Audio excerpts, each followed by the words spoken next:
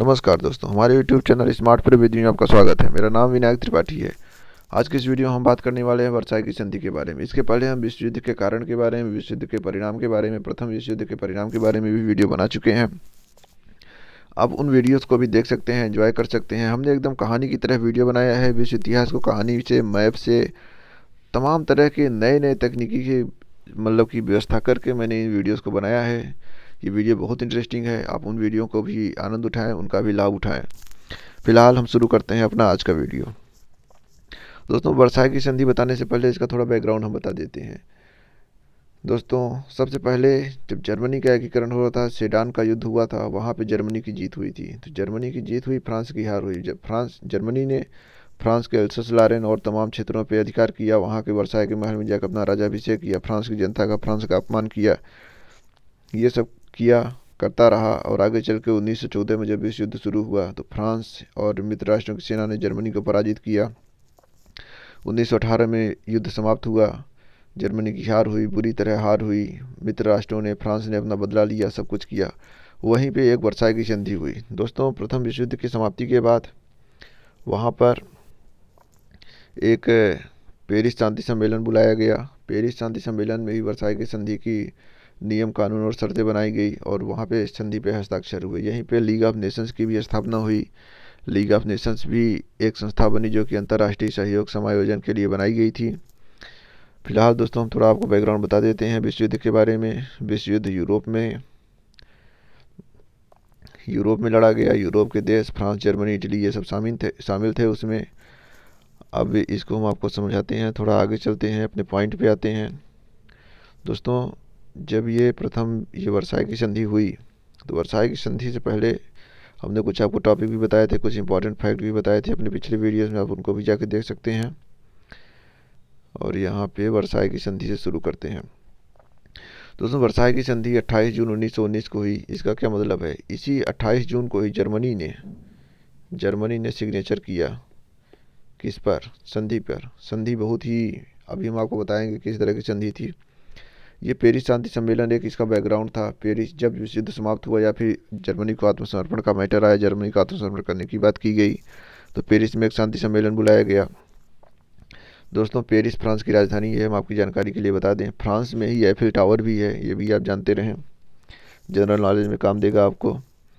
दोस्तों, जो पेरिस शांति सम्मेलन था, यहाँ पर युद्ध को समाप्त करने के लिए या फिर वुड्रो विल्सन ने एक 14 सूत्री कार्यक्रम प्रस्तुत किया था, जिससे कि जर्मनी ने आत्मसमर्पण किया। उसी कार्यक्रम के तहत यहाँ पर सभी देशों ने अपने स्वार्थ की पूर्ति के लिए, इंग्लैंड हो, चाहे उधर रूस हो, चाहे ब्रिटेन हो, चाहे फ्रांस हो, चाहे अमेरिका हो, इन सब देशों ने क्या किया कि अपने हित के हिसाब से इस शांति सम्मेलन में अपने प्रस्ताव रखे। जर्मनी का बंदरबाट किया, जर्मनी को पूरी तरह से तहस नहस करने की कोशिश की, उसको एकदम पंगु बनाने की कोशिश की, आर्थिक रूप से, सामाजिक रूप से या फिर राजनीतिक रूप से वैश्विक पटल पर उसको दबाने की कोशिश की, उसके अधिकार छीने गए। इन्हीं सब बातों को हम थोड़ा डिटेल करते हैं, वर्साई की संधि को समझेंगे अभी। तो दोस्तों, वर्साई की संधि में हम आपको थोड़ा और बता देते हैं आगे चल के। ये जो वर्साई की संधि थी, इसके प्रावधान इतने खतरनाक थे कि जो द्वितीय विश्व युद्ध हुआ वो वर्साई की संधि की वजह से ही हुआ। और वर्साई की संधि जो हुई वो फ्रैंकफर्ट की संधि की वजह से, जो कि 1870 में जो सेडान का युद्ध हुआ था, तो वहाँ पे एक फ्रैंकफर्ट की संधि हुई थी। फ्रैंकफर्ट की संधि ने ही प्रथम विश्व युद्ध करवाया। मतलब वहीं पे प्रथम विश्व युद्ध के बीच हुए हुए थे फ्रैंकफर्ट की संधि में। और प्रथम विश्व युद्ध हुआ तो फिर वर्साई की संधि हुई। द्वितीय विश्व युद्ध के जो बीच छुपे हुए थे वो वर्साई की संधि में छिपे हुए थे। फिलहाल हम आगे बढ़ते हैं। दोस्तों, आगे बढ़ने में हम देखेंगे कि ये जो आप देख रहे हैं, हम प्रावधान पर चर्चा करने वाले हैं। तो सबसे पहले हम प्रादेशिक प्रावधान को समझेंगे। दोस्तों, हम पिछले वीडियोस में बताए हैं कि कोई भी चीज़ आपको रिप्रेजेंट करनी है तो आप इसको एकदम अंधाधुंध रिप्रेजेंट ना करिए, उसको सीक्वेंस में रिप्रेजेंट करिए। कुछ टॉपिक में कुछ ऐसा पर्सपेक्टिव दीजिए जो कि बाहर से समझ में आता रहे आप क्या कहना चाहते हैं। तो हम प्रादेशिक प्रावधान में समझेंगे। दोस्तों, प्रादेशिक प्रावधान में देखेंगे कि एक एल्सस लॉरेन क्षेत्र, जो कि जर्मनी ने सेडान के युद्ध में जीत होने के बाद फ्रांस से छीन लिया था। ये फ्रांस का बहुत समृद्ध क्षेत्र है। तो इसमें जर्मनी, ये मान लीजिए अगर 1870 था और 1918 तक या फिर जर्मनी की जब तक नहीं हार हुई तब तक उसको अपने कब्जे में रखा। ये फ्रांस की जनता के लिए ये बहुत ही अपमान की बात थी। अगले नंबर पे जो स्लेस्विक था, ये दोस्तों जब डेनमार्क से युद्ध हुआ था, जर्मनी का जब बिस्मार्क ने जीता था, वहाँ पर डेनमार्क से छीन लिया गया था स्लेस्विग और हॉलस्टीन। तो उत्तरी स्लेस्विग को फिर से डेनमार्क को दे दिया गया। ये सार घाटी है। सार घाटी जर्मनी का क्षेत्र था, इसको फ्रांस को दे दिया गया। एक राइन नदी क्षेत्र था, राइन नदी क्षेत्र पर भी सेना लगा दी गई कुछ वर्षों तक के लिए, जिससे कि अगर खतरा उत्पन्न हो तो मैनेज किया जा सके। मित्र राष्ट्रों की सेना राइन नदी के एरिया में रहती थी। आगे बढ़ते हैं। अब इसमें क्या था सार नदी घाटी में कि 10 वर्षों का एग्रीमेंट था कि 10 वर्ष तक तो सार घाटी में फ्रांस का कब्जा रहेगा, लेकिन उसके बाद जनमत संग्रह कराया जाएगा, क्योंकि जो जनता रहती है वो जर्मन जनता थी, फ्रांस को साथ रहना नहीं चाहती थी, विद्रोह करती, फ्रांस को शासन करने में दिक्कत होती, तो उसने ऐसा प्रावधान रखा। दोस्तों अपने पिछले वीडियो में भी मैप से दिखा चुके हैं, आगे भी हम आपको दिखाएंगे। फ्रांस और जर्मनी की सीमा एक दूसरे से लगती है और काफ़ी बड़ी सीमा एक दूसरे से लगती है, इसलिए विवाद होना स्वाभाविक है, क्योंकि जहाँ जहाँ सीमा लगती है विवाद होते ही रहते हैं, क्योंकि सीमा कभी इस तरह से नहीं रहती कि उसको लाइन खींच के या फिर बाउंड्री खड़ी करके काटा जा सके, कुछ न कुछ विवाद बना ही रहता है। तो उसमें यह कहना पड़ा कि जनमत संग्रह में मान लीजिए कि वो लोग अगर जो सार घाटी एरिया क्षेत्र के लोग थे अगर वो कहते जर्मनी के साथ जाएंगे, तभी जर्मनी को वो क्षेत्र खरीदना पड़ेगा। अब देखिए कितनी अजीब बात है, जर्मनी का क्षेत्र है, जर्मनी की जनता रहना चाहती है, फिर जनमत संग्रह काहे का भाई? जब 10 साल बाद देना ही है, जाहिर सी बात है जर्मन जनता है, जर्मनी मिल जाएगी। तो 10 साल बाद देना है तो ये बोल दें कि हम 10 साल बाद जर्मनी खरीदना पड़ेगा। बोल रहे हैं अगर जनमत संग्रह हुआ, जर्मनी में चला गया एरिया, तो जर्मनी को खरीदना पड़ेगा। अजीब बात है। फिलहाल देखते हैं आगे। अब जब आगे बढ़ेंगे, एक डांजिंग नगर का बंदरगाह था दोस्तों, ये बहुत विवादित बंदरगाह था, आगे भी बहुत विवादित रहेगा। पोलैंड को इसको हमेशा से चाहती कि ये हमारा बंदरगाह हो जाए, इसीलिए पोलैंड ने विरोध में लड़ाई की और फाइनली इसको डांजिंग नगर का बंदरगाह मिल गया। इसको दरअसल जर्मनी का एरिया था, तो गलियारा भी चाहिए था समुद्र तक पहुंचने के लिए, तो वो भी डांजिंग नगर और समुद्र के बीच का रास्ता जो था वो चाहता था पोलैंड।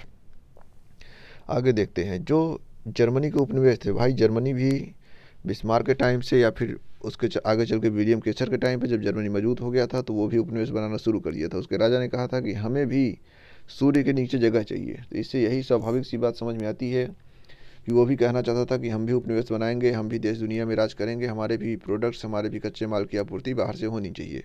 तो वो भी उपनिवेश में कूद गया था। कुछ उपनिवेश उसने भी बनाए थे, क्योंकि उसके पहले फ्रांस ने या फिर ये ब्रिटेन ने ये सब अपना उपनिवेश बनाते थे, तो जर्मनी ने भी अपने उपनिवेश बनाए।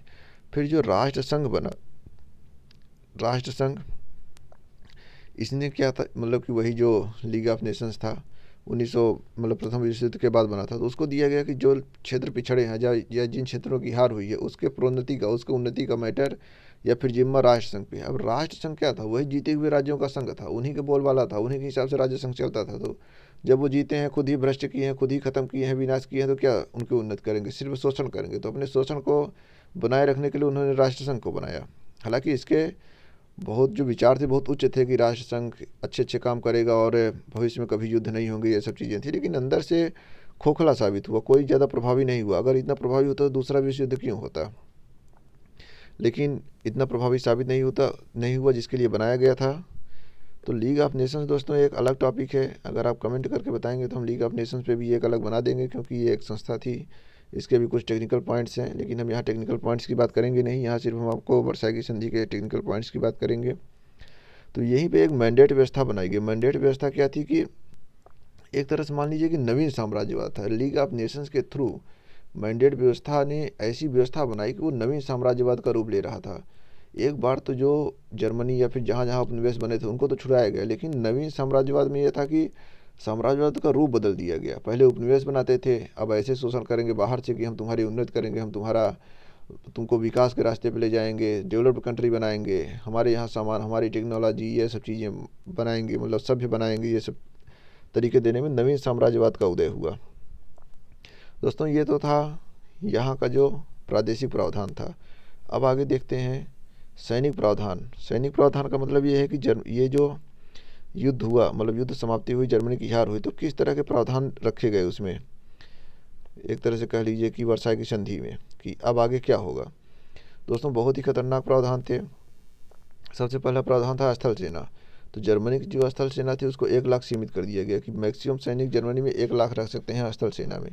वायु सेना को तो पूरी तरह से ख़त्म ही कर दिया कि वायु सेना जर्मनी में रहेगी ही नहीं, क्योंकि वायु जो युद्ध हुआ था उसमें जर्मनी ने एकदम, मान लीजिए कि जर्मनी भी डेवलप कर लिया था अपनी सेना को, तो उसने भी नौसेना को भी जर्मनी ने अपना डेवलप किया, पनडुब्बी भी बनाया था। आगे हम आपको बताते हैं अभी ये कहानी।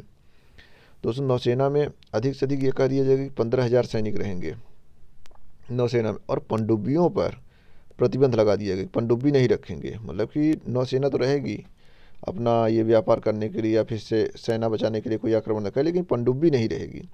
अब पनडुब्बी का मैटर हम समझा देंगे कि पनडुब्बी रहेगी क्यों नहीं, क्योंकि दोस्तों जो जर्मनी ये प्रथम विश्व युद्ध हुआ था, अमेरिका कहाँ से कूदा था, एक जर्मनी की पनडुब्बी थी और ब्रिटेन का जहाज़ था। ब्रिटेन के जहाज़ में कुछ अमेरिकी नागरिक भी चल रहे थे, तो ब्रिटेन की पनडुब्बी जर्मनी की पनडुब्बी ने ब्रिटेन के उस जहाज़ को डुबो दिया, मतलब उस पर अटैक किया, उसको डुबो दिया, तभी अमेरिका 1917 में विश्व युद्ध में कूद गया था। तो यहाँ पे इस चीज़ से सबक लेते हुए मित्र राष्ट्रों ने इस पर प्रतिबंध लगा दिया कि जर्मनी पनडुब्बी रखेगा ही नहीं। तो ये चीज़ आप समझ चुके होंगे।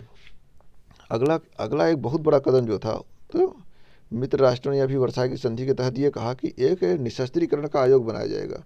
मतलब जर्मनी में एक टाइम के बाद धीरे धीरे करके पूरा निशस्त्रीकरण कर दिया जाएगा। कहने का मतलब कि वहाँ औजार हथियार और जो ये मान लीजिए कि कोल्ड वार के दौर जैसे बाद में शुरू हो गई थी कि हथियार इकट्ठा करना है या फिर युद्ध की तैयारी करना है, तो इसको ख़त्म करने की कोशिश कर रहे थे, क्योंकि फ्रांस चाहता था, फ्रांस जर्मनी पड़ोसी थे, तो फ्रांस चाहता था कि जर्मनी एकदम सैन्य रूप से या फिर आक्रमण करने के काबिल ही ना बने। तो फ्रांस अपने को एकदम सुरक्षा चाहता था, तो उसने ऐसा संधि में प्रस्ताव रखा कि एकदम जर्मनी की तरफ से वो बेफिक्र हो जाए कि जर्मनी की तरफ से कभी अटैक नहीं होगा। तो वहाँ पे उन लोगों ने एक निशस्त्रीकरण आयोग बना दिया कि हम धीरे धीरे यहाँ पर निशस्त्रीकरण लागू करेंगे।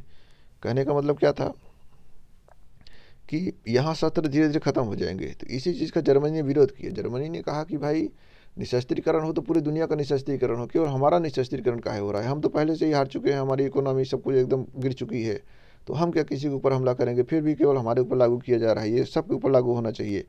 दोस्तों देखेंगे वर्साई की संधि के बाद जब जर्मनी ने अपना वो दिया था विरोध में कि जर्मनी वर्साई की संधि कितनी खतरनाक है या फिर हमारे पक्ष में नहीं है, लगभग 60,000 पेज की तैयार किया था उन लोगों ने सीट, और उसमें अपना विरोध दर्ज कराया था। तो अब समझ सकते हैं कितना खतरनाक थी संधि, कितनी पक्षपातपूर्ण थी वर्साई की संधि। लेकिन हम आगे देखते हैं, हम केवल इसके कुछ पॉइंट्स पे ध्यान देंगे। आगे देखिए दोस्तों, अब समझते हैं आर्थिक प्रावधान क्या थे, मतलब कि वर्साई की संधि में आर्थिक प्रावधान क्या लिखे थे। तो इसमें देखेंगे कि भाई जो हारता है वही युद्ध अपराधी होता है, उसी को हर्जाना देना पड़ता है, उसी को जुर्माना देना पड़ता है। तो यहाँ भी कुछ नया नहीं था, यही था कि जर्मनी हार गया है तो जर्मनी युद्ध का अपराधी है और जर्मनी इसका प्रावधान करेगा, पैसा देगा युद्ध का। एक बात तो ये हो गई। अब ये था कि 5 अरब डॉलर या फिर बहुत पैसे रहते हैं, ये तो केवल इतना कह दिए, और भी बहुत सैंक्शंस लगाए थे, जैसे कि बेल्जियम को कुछ दिन तक कोयला देना है या फिर फ्रांस को कुछ पैसा देना है जितना उनको हानि हुआ है, नुकसान हुआ है। तो 10 साल तक बहुत लंबा प्रतिबंध लगाए थे। मतलब फाइनेंशियल तो मान लीजिए इतना कमर तोड़ दिए थे कि जर्मनी 50 साल तक पैसा भरता तभी पैसा ना भर पाता। तभी इसी पैसे को भरने के चक्कर में उधर हिटलर का उदय हुआ, फिर उसने मना कर दिया पैसे भरने से, जग द्वितीय विश्व युद्ध हो गया। तो भाई जब इतना भयंकर सैंक्शन लगा, कोई भर ही नहीं पाएगा पैसा तो क्या करेगा, विरोध ही करेगा आगे चल के। आगे देखते हैं, अगला प्रावधान था व्यापारिक प्रतिबंध।